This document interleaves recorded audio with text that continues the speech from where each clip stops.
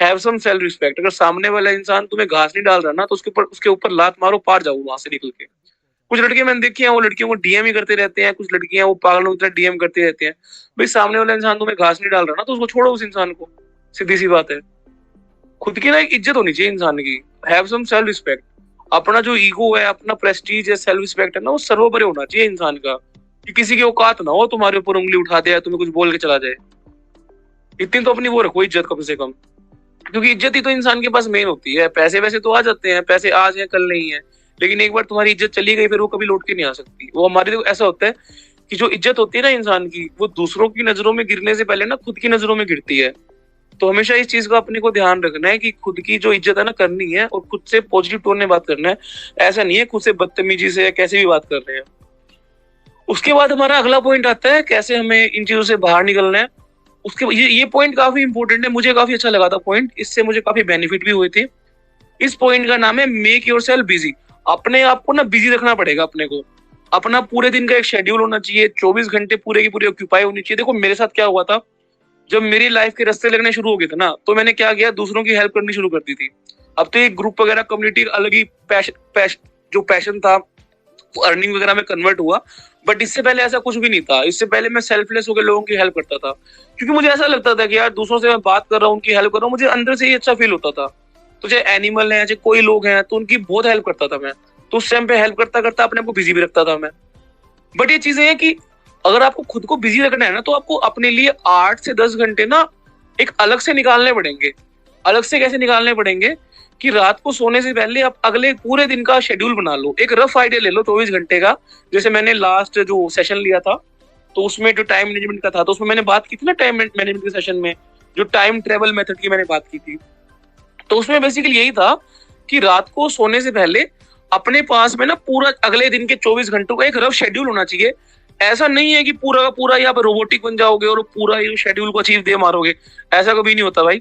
वो जो चीजें हैं ना, जो अपना शेड्यूल है, एक रफ आइडिया माइंड में होना चाहिए कि सुबह मैं मान लो 4 बजे उठूंगा, तो 4 से लेके 4:30 तक मेरे को भाई गर्म पानी पीना है, फ्रेश होना है, कपड़े पहनने हैं, अपने आप को तैयार करके बढ़िया सी खुद के लिए ब्लैक कॉफी बनानी है और अपनी टेबल के ऊपर आके बैठ जाना है। 4:30 से 5 मैं बैठ के पढ़ूंगा किताब। ये रही मेरी पेंसिल, ये रहा मेरा हाईलाइटर, ये रहा मेरा बुकमार्क, ये पड़ी मेरी टेबल पे पेंसिल, यहाँ पढ़ूंगा बैठ के मैं किताब। 5 से लेके लगभग 6 तक मैं लूंगा मेडिटेशन की क्लास। उसके बाद जो कपड़े कपड़े तो मैंने पहन ही लिए ऑलरेडी, मैं ड्रेसअप हो चुका 4:30 पे। सीधा घर से निकलूंगा, एक बनाना खा के सीधा जाऊंगा जिम वर्कआउट करने के लिए। 6 से 7, 7 से 8 जिम करेंगे। अब 8 बजे घर पे आ चुके हैं। ऐसे करके ना पूरे दिन का आपके पास शेड्यूल होना चाहिए, एक रफ आइडिया। मैं ये नहीं बोलता कि वो जो शेड्यूल होगा वो 100% अचीव हो जाएगा, ऐसा कुछ नहीं है भाई।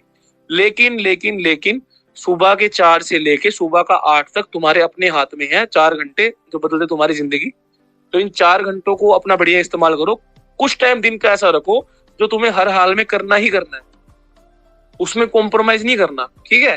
जैसे मान लो रात को 10 बजे सोना है तो सोना ही है, सुबह 4 बजे उठना है तो उठना ही है। जो ये आदतें होती है ना सुबह 4 बजे उठने वाली, या 5 बजे अर्ली मॉर्निंग उठ रहे हो सनराइज से पहले, बहुत बेनिफिट करती है। ये कंपाउंडिंग होती है इन हैबिट्स में। मैं इस बार तो मैं कंपाउंडिंग के ऊपर करवा नहीं पाया, बट मैं ट्राई करूंगा नेक्स्ट बैच में कंपाउंडिंग के ऊपर प्रॉपर एक लेक्चर लूंगा कि कंपाउंडिंग इफेक्ट क्या होता है, कैसे चीजें हम आगे लेके चलते हैं। प्रॉपर कंपाउंडिंग होती है, जितने हमारे एफर्ट है सारे कंपाउंड हो जाते हैं। कैसे हम लोगों की हेल्प कर रहे हैं, कैसे हम उनको समझा रहे हैं। अच्छा बनने में कुछ नहीं हो जाता यार तुम्हारा। जो कहते हैं ना कि अच्छा बनने में बहुत एफर्ट लगते हैं, ऐसा कुछ नहीं है। अच्छा बनने में कुछ भी नहीं लगता तुम्हारा। अच्छा बनना जो है ना, एक जो ये अंदर से ही जनरोसिटी आती है। अब जो रतन टाटा सर है जो मर गए, तो पूरे इंडिया उनकी मौत से दुखी था कि यार वो इंसान मर गया। क्यों था? उसकी जनरोसिटी इतनी थी इंसान की, इतना उसने डोनेट किया, इतना करा। मरने के बाद इंसान के क्या रह जाता है? इंसान के पास में यही रहता है कि मरने के बाद लोग उसे याद करेंगे। मैंने भी पॉडकास्ट वगैरह इसलिए स्टार्ट किया था, मुझे ऐसा था कि यार एक ना एक दिन तो इस दुनिया से जाना है, बट इम्पैक्ट डाल के जाना है। ऐसा नहीं है कि यार खुद के लिए आए, खुद खाया पिया, खुद मर गए। किसी 1% बंदे की भी लाइफ में इम्पैक्ट आता है ना, तो काफी मैं ग्रेटफुल फील करता हूँ कि यार चलो मेरे सहारे किसी की तो हेल्प हुई है। और वो हेल्प की सेंस ही होती है कि लोग ऑटोमेटिकली कनेक्ट होते हैं, चीजें आगे बढ़ती हैं कि हम हेल्प करते हैं। बट हेल्प करनी है, लेकिन खुद की कॉस्ट पे नहीं करनी कि आप उसमें कॉम्प्रोमाइज हो जाओ, क्योंकि दुनिया में तकलीफें हर किसी के पास में है, बट आप नहीं जानते कि वो जो सामने वाला इंसान है वो सच में जेन्युइन है कि नहीं है। अब आप बोलोगे कि ये क्या बोल रहे हैं, तो मेरे साथ देखो, मैं अपने एक्सपीरियंस ही शेयर करता हूँ। बेशक हम पॉडकास्ट करते हैं, बट उसमें काफी चीजें ऐसी होती है जो मेरी लाइफ में घटित हो चुकी, वो मैं आपको समझाता हूँ कि आपको गलती नहीं करनी। लास्ट टाइम मेरे साथ क्या हुआ था, बहुत ही ये एक्सपीरियंस वाली बात है। जो लोग काफी दूसरों की हेल्प करते हैं ना, तो उनके लिए एक लेसन है। मेरे साथ में क्या हुआ था, जैसे मैं मेडिटेशन वगैरह काफी लोगों को पहले करवाता, लास्ट दिसंबर की बातें हैं ये, 70-80 डेज तक मैंने बिल्कुल फ्री ऑफ कॉस्ट करवाई थी, पूरे सबको करवाई थी, काफी लोग थे।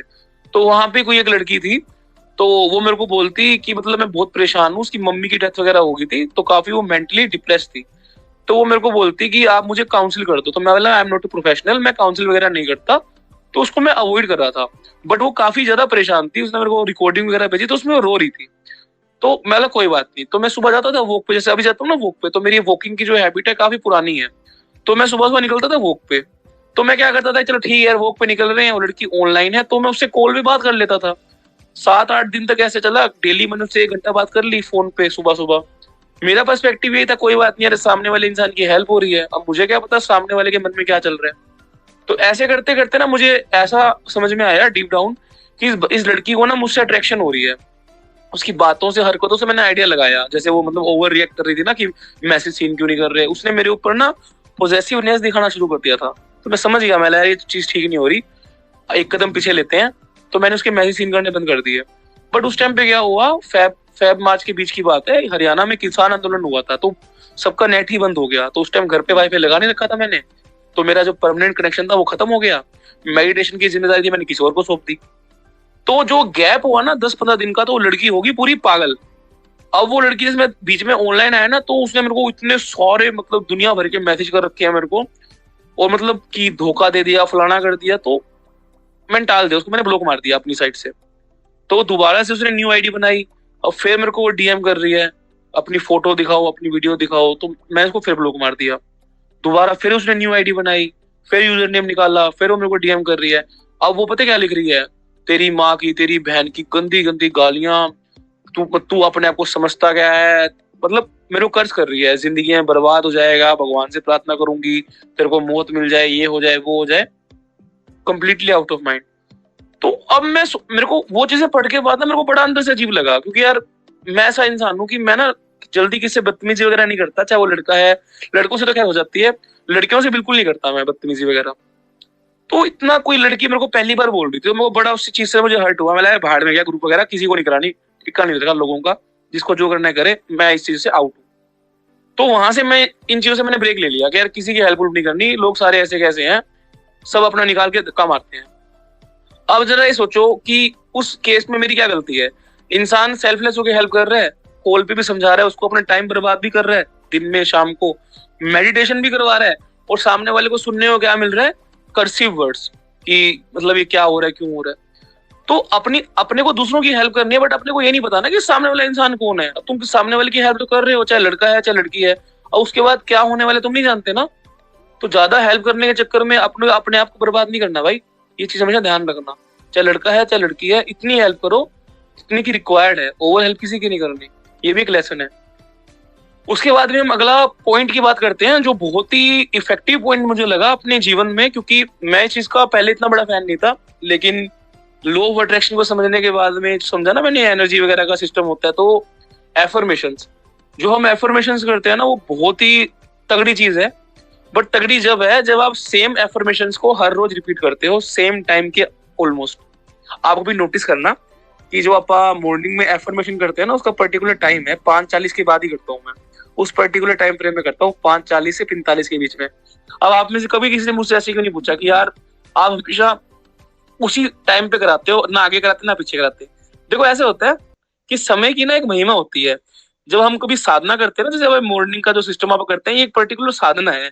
किसी प्रकार की आप कोई चीज होगी ना, कोई स्पिरिचुअल एक्टिविटी होगी जिसमें आप कोई मंत्रा चैंटिंग कर रहे हो, किसी चीज को इन्वोक कर रहे हो, या किसी को प्रे कर रहे हो, तो वो चीज एक्चुअल में घटित होती है जब आपके मुंह से शब्द निकलते हैं ना। तो हमारे मुंह से शब्द निकलने के बाद में वो शब्द यूनिवर्स में घूमते हैं, गैलेक्सीज के अंदर घूमते हैं। वही चीजें मैनिफेस्ट होती हैं जो हमारे अंदर से प्योर इंटेंसिटी के साथ निकलती है। क्योंकि वो जो ऊपर जो सुनने वाली दिव्य आत्मा है कुछ भी है, तो वो देखते हैं ना कि अरे बंदा डिटरमाइंड है, डेली सुबह उठ के सेम बातें बोल रहे हैं मेरे को, डेली उठ के तोते की तरह सेम बोल रहे हैं। तो वो चीजें एक टाइम के बाद मैनिफेस्ट होती हैं। पर एफर्मेशन के साथ आप एक चीज करना, जो भी आप एफर्मेशन प्रैक्टिस कर रहे हो ना, उनको सिलेक्टिव रखना। जैसे आप देखना, मैं जो एफर्मेशन करवाता हूँ काफी सिलेक्टिव होती है। ऐसा नहीं है कि हर रोज मेरी एफर्मेशन चेंज हो रही है, नहीं। चीजों को मैं काफी स्टेबल रखता हूँ। काफी चीजों को मैं, जैसे आप मान लीजिए आपको हील होना है, तो आप खुद को बोलिए कि आई एम हीलिंग, मैं हील हो रहा हूँ, मेरी बॉडी हील हो रही है, मेरा मन हील हो रहा है, एक सुख शांति की भावना मेरे दिल में है, काफी हल्का मैं फील कर रहा हूँ, जो भी मेरी जिंदगी में आ रहा है सब मुझे प्यार दे रहे हैं, भगवान मुझे प्यार कर रहे हैं, मैं हील हो रहा हूँ।